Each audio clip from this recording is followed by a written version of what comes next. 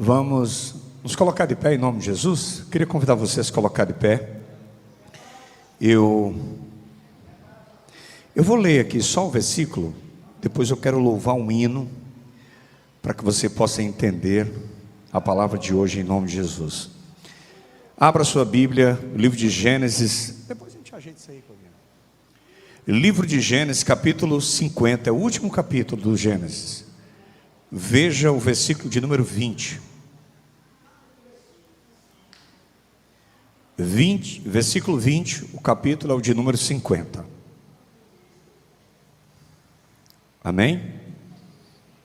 Vamos estar lendo. Que maravilha isso. Os irmãos acharam?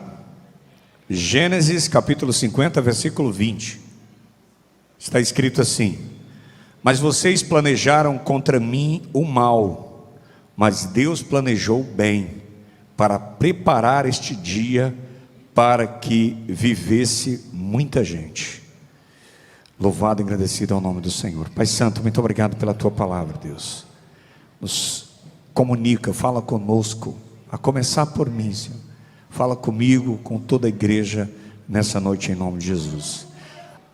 Eu fiz questão de louvar esse hino para vocês vocês entendessem. Davi estava no deserto, estava sendo perseguido pelo rei Saul, e ele faz esse hino. Shir Lamalot é uma canção de subida, de ascensão, uma canção onde ele se elevava ao Senhor. E ele dizia no Salmo que ele olhava para cima e ele perguntava de onde viria o seu socorro, e no mesmo instante Deus comunicava no coração dele que o socorro vinha do Senhor. Eu sei que nós vamos falar aqui sobre o texto de José, mas Davi, assim como José, teve a história da vida dele transformada pelo Senhor. E eu queria trazer uma mensagem nessa noite que tem como tema: só Deus pode mudar a nossa história. E quando eu digo para você que só Deus pode mudar a nossa história, é porque somente Ele pode fazer isso. Não adianta você querer mudar, não adianta você se esforçar para mudar por força própria, porque você não vai conseguir. A gente vê pessoas que vão para as igrejas, mudam o vestuário, mas o mundo, sendo cruel, ele oferece as benécias do mundo, que eu vou ser sincero, irmão, são prazerosos para a carne. São prazerosos para a carne.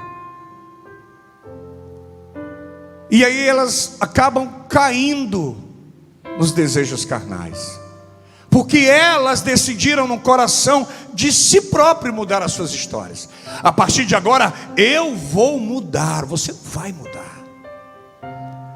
Nem eu nem você temos forças para mudar de nós mesmos.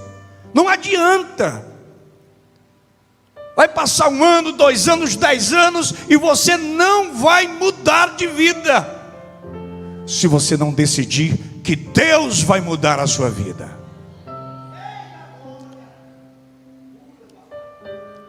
José, um dos filhos de Jacó, ele era o preferido do seu pai. Se a gente ler a história dele, a gente vai ver isso.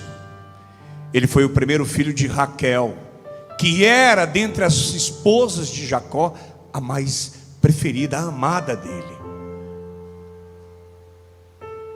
Jacó amava Raquel, e desse amor veio José. Em uma exibição inclusive de amor a José, Jacó dá para ele um manto colorido, manto feito com muito amor. E aquilo, irmãos, gerou um ciúme entre os 10 meio-irmãos de José. Eles ficaram enciumados. e ainda mais frustrante para os irmãos de José, foram os sonhos que Deus começa a colocar na vida dele, de José. Deus então decide, porque Deus sondava o coração de José. Entenda isso em nome de Jesus. Quando eu digo que você não vai conseguir mudar por si próprio, é porque Deus conhece o seu coração. Não adianta você querer caminhar com a força. A Bíblia diz que maldito o homem que confia no homem, falando dele si próprio, que põe na força do seu braço. O homem que confia nele, eu posso, eu vou, eu faço, não vai. E você pode até fazer, até o dia que Deus permitir que você faça. Certa vez, José sonhou com feixes de grãos, representando cada um dos seus irmãos. E diz o texto que os feixes de grãos se curvavam, e José foi interpretar o sonho para os irmãos, dizendo que era ele. Os irmãos ficaram furiosos. E no outro sonho, ele teve um sonho com o sol e a lua e 10 estrelas. E ele disse que toda aquela constelação se curvava diante dele. E aí disseram: o sol é o pai, Jacó. A mãe, a nossa mãe é a lua, e as estrelas somos nós. Esse José quer ser demais. E aquilo continuou, aquela inveja no coração dos irmãos de José. Um dia, Jacó envia o seu filho para levar suprimento para os irmãos que estavam cuidando das ovelhas. E os irmãos então, ao ver José se aproximando, diz a Bíblia que os irmãos, eles planejaram entre si matar José. Os irmãos concordaram, chegaram a um consenso: não vamos matar não, mas vamos jogar ele no poço e vender ele como escravo. E assim o fizeram. Havia uma comitiva de ismaelitas passando por ali, e eles venderam seu irmão como escravos. E quando Jacó recebe os irmãos voltando, eles prepararam tudo, forjaram tudo, porque o mundo, ele é mentiroso. O mal é mentiroso. O mundo vai chegar dizendo para você assim no seu coração: faz isso, você é livre. Continua nessa tua vida, porque você vai ser bem sucedido. E lá na frente você vai ver que foi enganado pelos desejos do mundo. E quando Jacó recebe da mão dos irmãos o manto que ele havia dado a José, todo ensanguentado, a Bíblia diz que Jacó chorou amargamente. Quando os mercadores ismaelitas chegam ao Egito, eu estou contando a história para você entender. Quando os mercadores ismaelitas chegam ao Egito, eles vendem José para Potifar, que era o capitão. Ele era o comandante do faraó. Assim, ele era o comandante abaixo do faraó. José é levado como escravo. E José, irmãos, Deus estava preparando a história, Deus estava mudando a história de José. Às vezes a gente não entende por que a gente passa por dificuldades. Às vezes a gente não entende porque passa por privações na vida, por desprezos. Deus está nos forjando, Deus está nos preparando, Deus está nos encaminhando para algo muito maior, porque essa mudança de Deus sempre é positiva para nós. Deus estava preparando. José então começa Deus a agir na vida de José. José está sendo abençoado de maneira gloriosa.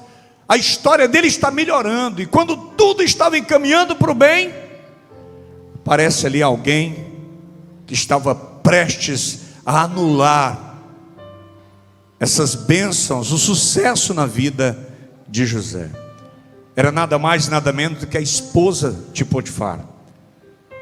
Dizem os estudiosos, os hebraístas, os comentaristas, Rashi, Maimônides, são comentaristas do século 8 até o século 12, estudantes da palavra de Deus, que aquela mulher se apaixonou ao ponto de não tirar mais José do pensamento, e ela começou a fazer invertidas na vida de José, e José sempre dizendo que não, porque muito mais do que trair a confiança do senhor dele, que era Potifar, ele estaria traindo a confiança do eterno Baruch Hashem, o Deus Todo-Poderoso.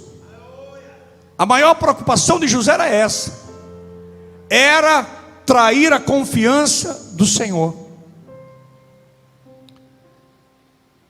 Ela então chama num determinado momento José, e como ele não quis, mais uma vez negou, ela puxa o manto dele e chama os outros serviçais da casa e mente, dizendo que José tentou estuprá-la. Diante dessas alegações aí, irmãos, sobre José, feita pela esposa de Potifar, ele mais uma vez é punido, não por Deus, mas pelos homens, e eles o lançam na prisão. Lá na prisão a Bíblia diz que Deus abençoou a vida de José. José comandava a prisão. Olha que coisa maravilhosa. Até no cativeiro, quem serve a Deus e quem teme a Deus, Deus não coloca por cauda, mas coloca por cabeça. E lá dentro, o copeiro e o padeiro que estavam presos tiveram sonhos. O sonho que o copeiro teve, ele dizia que servia suco de uva novo, um suco novo de uva ao faraó. E José disse: sonhaste bem, tu vais sim, daqui a 3 dias você vai para o palácio e vai servir faraó. E ele se alegrou. O padeiro também teve sonhos, com pássaros comendo o pão dele. Ele levava um cesto de pães na cabeça e vinham os pássaros e começaram a comer os pães. José era crente e não podia mentir, ainda que fosse dura a palavra. José disse ao padeiro: faraó vai te matar. E quando sucederam os 3 dias, veio o anúncio até a prisão, dizendo: olha, copeiro, você vai voltar a servir faraó.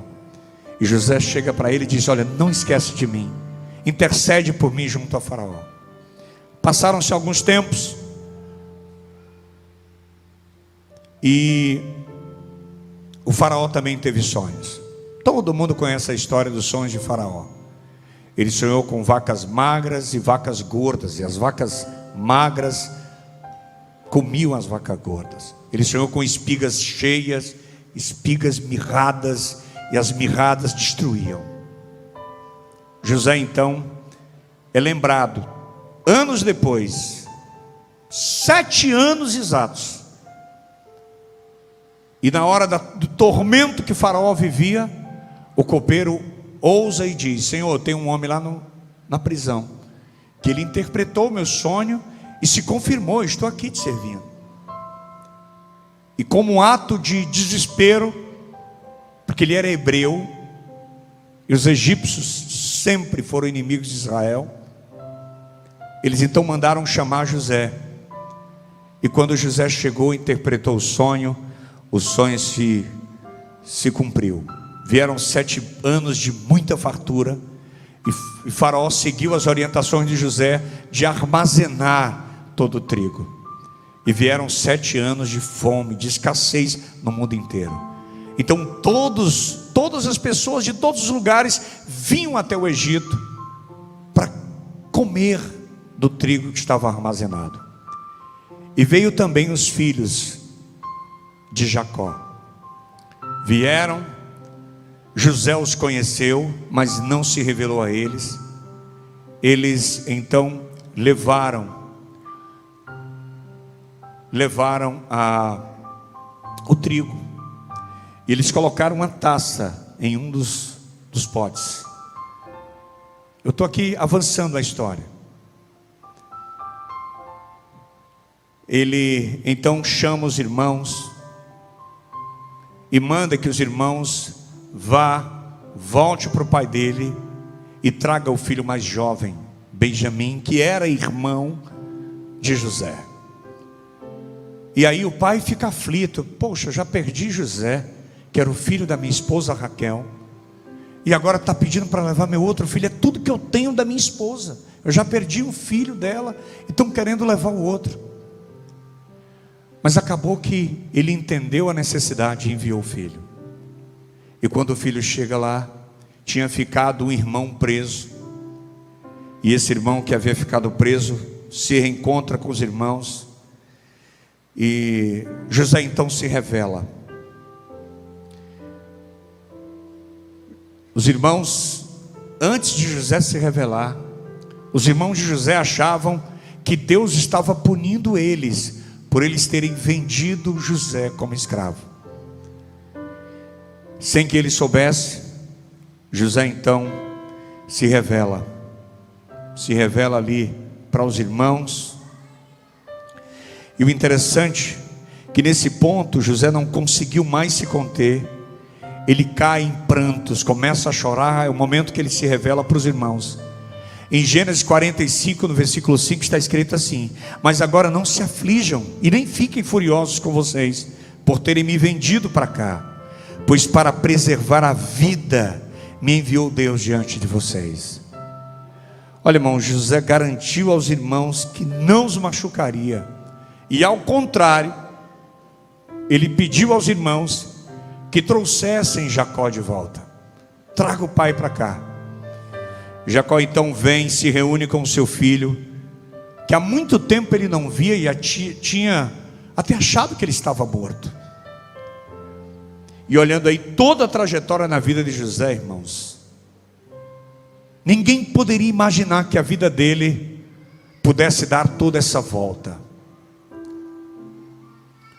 A gente olhando para as circunstâncias, José nunca seria nada. Mas quando Deus está na causa, quando o Senhor está cuidando, o choro vai durar uma noite, ou seja, um tempo, mas no momento certo o Senhor vai entrar com providência. Eu quero que você entenda isso.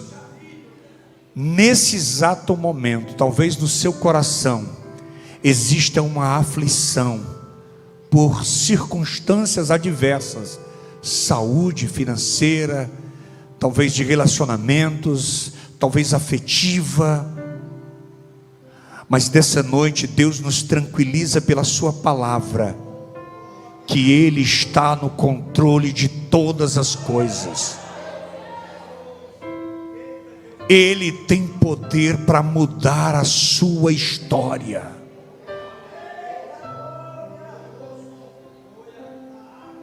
A história de José, irmãos, ainda como muitas outras histórias na Bíblia, eles mostram que só Deus pode mudar a história de alguém. No livro de Jó, no capítulo 42, olha que lição maravilhosa nós aprendemos, conectada com a história de José. Olha aqui, ó. E o Eterno restaurou o cativeiro, ou seja, as perdas de Jó, quando ele orou pelos seus amigos, e acrescentou o Eterno a tudo que Jó tinha antes em dobro. Assim como José, que não quis pagar aos irmãos com a mesma moeda, porque infelizmente hoje, irmão, a gente é aquela história: me fez o mal, eu vou pagar com mal. Jesus estava lá no Monte das Oliveiras, quando os guardas vieram prendê-lo, e que Pedro puxa a faca e corta a orelha de um dos guardas ali, Jesus disse: joga fora essa espada, Pedro, porque com ferro, com a espada que você fere, você vai ser ferido. Nós não podemos, é ensinamento de Cristo, não podemos pagar o mal com o mal. Se alguém lhe causou mal, se alguém lhe causou tristeza, se alguém lhe causou qualquer infortúnio na sua vida, não pague com a mesma moeda, porque senão você vai querer tomar o lugar de Deus. Deixa que Deus mude a história da sua vida. E assim como José, que não quis pagar aos irmãos com a mesma moeda, Jó decidiu perdoar os seus amigos. A Bíblia diz que Jó era um homem íntegro, reto, temente a Deus e se desviava do mal. E veio toda aquela desgraça contra a vida de Jó. Os amigos de Jó sabiam. Os amigos de Jó sabiam que ele era um homem íntegro, reto, temente a Deus, que se desviava do mal. E os amigos estavam encabulados, dizendo: como pode um homem justo, temente, passar por tudo isso? Jó, você deve estar escondendo algum pecado, Jó. O que eles queriam era que Jó confessasse algo que Jó não fez. Logo no primeiro capítulo, Jó diz: nu saí do ventre da minha mãe, e nu para lá tornarei. Deus me deu, Deus tomou. Bendito seja o nome do Eterno. Jó perdoou os seus amigos. Olha que coisa maravilhosa. E quando ele perdoou os seus amigos que estavam lhe acusando, Deus abençoa ele e muda o cativeiro. A nação de Israel, irmão, sofreu mais de 400 anos. Mais de 400 anos, exatos 430 anos, sendo duramente escravizada pelos egípcios. Eles não podiam nem adorar a Deus, eles eram impedidos de cultuar o Senhor. O que acontece? Quando os hebreus decidiram chamar ou clamar a Deus, Deus os ouviu e Deus os libertou. Quando as coisas estão difíceis na nossa vida, nós temos é que clamar a Deus. Não ir para a rede social, colocar aquelas carinhas chorando, triste, que o pessoal lá fora, irmão, não estão ligando para o que nós... Eu mostrava agora há pouco um vídeo aqui para o presbítero João Paulo e para o diácono Reinaldo, de um homem que estava sendo trazido agora há pouco, lá no açude em Jaibaras. O cara foi tirado das águas já desacordado, e todo mundo filmando. As pessoas não estão preocupadas com o nosso sofrimento, não. Elas preferem ganhar likes, curtidas no seu vídeo, mostrando desgraças alheias, mas elas não querem nos ajudar. Mas com Deus é diferente. Quando você clama a Ele, a Bíblia diz, o salmista Davi, eu acho lindo esse salmo, quando ele diz que no momento de angústia clamei ao Senhor, e olha o que ele diz: e Ele se inclinou para mim, ouviu o meu clamor. Deus se inclinar, irmãos, é porque Ele nos ama, Ele tem cuidado de cada um de nós. Ana, a esposa de Eucana, vivia humilhada por não poder gerar filhos. A história de Ana era uma história triste. O seu marido, pela lei judaica, teria direito a ter uma outra mulher para constituir família, e assim ele o fez. E essa mulher vivia jogando na cara dela, porque ela não podia gerar. Mas um dia Deus falou: serva, eu vou mudar a tua história hoje. Ela chorou na presença do Senhor, se humilhou para Deus, e naquela mesma noite Deus abriu a madre dela, e ela gerou nada mais, nada menos do que um profeta, do que um juiz e um sacerdote. Eu só conheço dois na Bíblia que puderam exercer essas três coisas ao mesmo tempo: Samuel e Jesus. Jesus era profeta.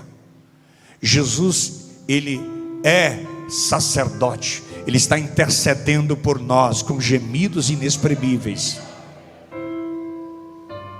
E ele será o juiz, aquele que lá em Apocalipse diz que da sua boca sairá uma espada afiada. Os seus olhos são como chamas de fogo. E ele tem na mão um bastão, um cajado de ferro. E ele julgará com justiça.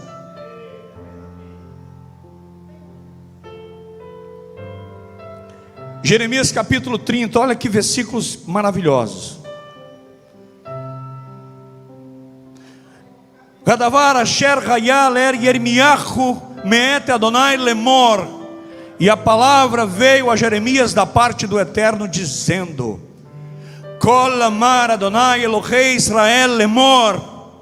Assim fala o Eterno Deus de Israel dizendo: Katuv licha et kol hadevarim. Escreve você todas estas palavras. Asher debarti alecha el sefer. Todas estas palavras que eu disser para você em um livro. E aí o versículo 3: Porque eis que os dias estão chegando, diz o Eterno, que eu farei voltar do cativeiro o meu povo Israel e Judá, diz o Eterno. Eu os farei retornar à terra que eu dei aos seus pais por herança. Quando Deus muda a história de alguém, Ele sempre muda para melhor. Pode ter certeza disso, irmãos. No Salmo de número 46, no versículo de número 10: Fiquem parados e saibam que eu sou Deus, exaltado sobre as nações, exaltado sobre a terra. Uma coisa nós precisamos saber hoje: para que Deus mude a nossa história, nós precisamos estar bem com o nosso Deus. Deus não muda a minha vida, Deus não muda a minha história. Você já mudou para Deus? Você já fez a sua parte para Deus? Nós queremos muitas vezes que Deus mude a vida do nosso filho, do nosso marido, da nossa esposa. Hine Hanavi Haelohim. Eis um profeta de Deus. Eu não falei, só disse que procurei minha toalha e Deus falou no coração: vai lá. Obrigado, meu querido. Às vezes nós queremos que Deus mude a vida dos nossos familiares, mas Deus quer começar a mudar a nossa vida. E nós precisamos estar bem com Deus. Lá no segundo livro de Crônicas, capítulo 7, versículo 14, conhecido de todos: E se humilharem o meu povo, que são chamados pelo meu nome neles, do povo, e orarem e buscarem a minha face, e se arrependerem dos seus maus caminhos, olha só, então eu ouvirei dos céus e perdoarei os seus pecados. Se humilharem, se o meu povo se humilharem. Humilhar-se diante de Deus é você reconhecer que só Deus pode mudar a sua história. É você reconhecer que você não vai conseguir caminhar se Deus não te levar. Um dos versículos mais conhecidos está lá no Evangelho de João: Vayomer Yeshua ani haderech ve'haemet ve'achaim ואיש לא יבוא אל רעב בלתי על ידי. Eu sou o caminho, a verdade e a vida, e ninguém vem ao Pai senão pelas minhas mãos. Porque Jesus sabe, como um filho de Deus, que nem eu nem você vamos conseguir caminhar essa nossa caminhada sozinhos. Nós precisamos estar segurando na mão dele. Nós precisamos estar segurando na mão dele. O resultado, irmãos, ele vai dizer: se humilharem, orarem. O que é oração, irmãos? É falar com Deus. Você não precisa de palavras bonitas. Ó Senhor que está entronizado nos teus querubins. Não precisa. Fale com Deus naturalmente. Deus conhece você como ninguém, mais do que você. Buscar a face do Eterno significa viver que a partir de agora eu não viverei mais pelo espelho dos meus desejos, da minha vida, mas eu viverei agora dentro daquilo que Deus quer para mim. Isso é buscar a face do Senhor e se arrepender dos seus maus caminhos. Não há como nos achegar a Deus vivendo uma vida de pecado. O resultado será que Deus vai nos ouvir, vai nos perdoar, e será a partir daí, irmãos, que Deus vai mudar a nossa história. Eu queria dizer mais uma coisa para você nessa noite, mas eu queria que você ficasse de pé, em nome de Jesus. Gilson, louvor lá. Aí veja o outro microfone.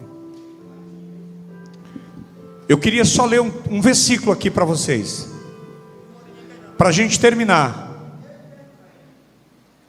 Aleluia. Eu queria ler aqui um versículo para você. Está lá em Deuteronômio capítulo 28.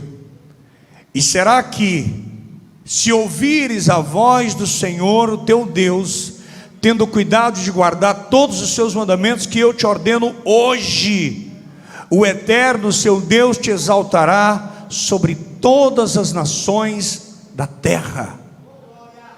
Se você nesta noite decidir no seu coração ouvir a voz de Deus, tendo cuidado de obedecer aos seus mandamentos e seus estatutos, não sou eu que garanto, porque eu não posso garantir nada, é a palavra de Deus que nos garante que você será exaltado dentre todas as nações. E não vai ser exaltado, não é por pessoas, mas é pelo Criador dos céus e da terra. Pai Santo, muito obrigado, Senhor. Obrigado por essa noite. Obrigado por tudo. Que o Senhor possa nos levar em paz e com segurança para os nossos lares. Nos dê um retorno tranquilo, Senhor, em nome de Jesus. Abençoa a tua igreja, leva-nos em paz e com segurança. Nos dê uma noite tranquila. Nos dê também, Senhor Deus, uma semana abençoada na tua presença. E que possamos, durante toda a semana, estarmos presentes na casa do Senhor. Ser conosco hoje e sempre. É o que nós oramos para a glória do nome do Senhor. E a igreja confere, a igreja diga um amém. Irmãos, vamos vir para a semana de oração. Vamos deixar o cansaço, vamos deixar os afazeres, faça durante o dia, reserve essa semana. Vamos orar, nós estamos precisando orar mais, irmãos. Estamos precisando orar mais. Então eu convido a todos para estarem aqui durante toda a semana. Vai ser uma bênção para a glória de Deus. Que o eterno Deus nos abençoe e nos guarde. Que Ele vire o seu rosto sobre nós e que Ele tenha misericórdia de nós. Que Ele faça resplandecer o brilho do seu rosto sobre nós e que Ele derrame sobre nós do seu amor, da sua bondade, do seu perdão e da sua paz. E não somente por hoje, mas para todos sempre. Todos com fé e alegria digam amém.